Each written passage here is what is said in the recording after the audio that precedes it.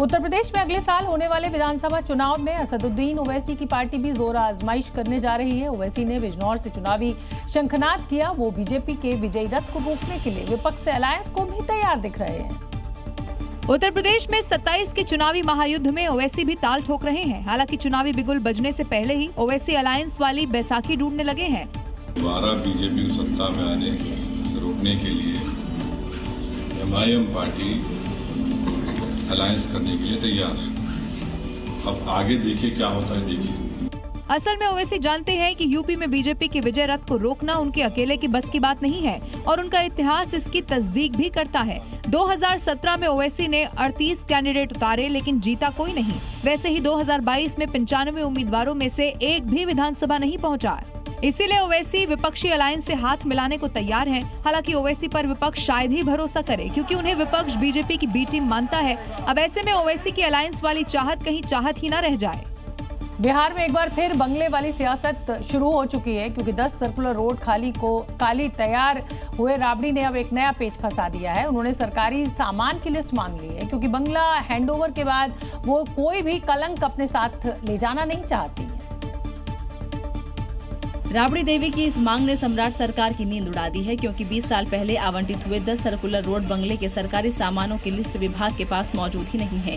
राबड़ी को टोंटी चोरी जैसी बदनामी नहीं चाहिए, इसलिए उनके सचिव ने भवन निर्माण विभाग को लिस्ट के लिए चिट्ठी लिख दी है।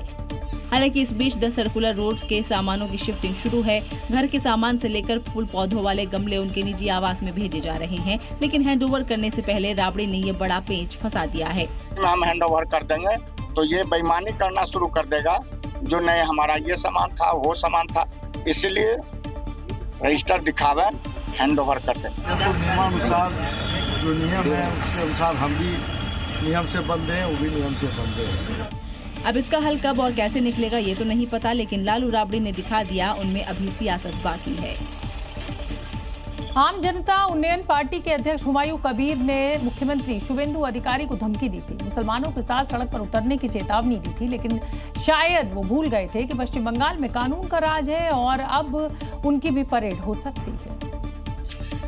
जिसकी शुरुआत शुवेंदु सरकार की पुलिस ने कर दी है। जिस काशीपुर के मंच से हुमायूं कबीर ने धमकी दी थी, उस सभा के आयोजक अमीनुल शेख, गुलाम मुस्तफा, अनीसुर रहमान को गिरफ्तार कर लिया है। इन लोगों ने हुमायूं कबीर के लिए मंच सजाया था, जहां से हुमायूं कबीर ने सीएम शुवेंदु को चेतावनी दी थी। और अब सीएम शुवेंदु ने हुमायूं कबीर को इशारों में जहांगीर खान वाला ट्रीटमेंट याद दिला दिया है, जो खुद को पुष्पा समझकर कानून हाथ में ले रहा था। उस पर झुके गए नहीं, एमन झुके से खाली पाए, छोटा पैंट परे, कान लोरे, करते जाते।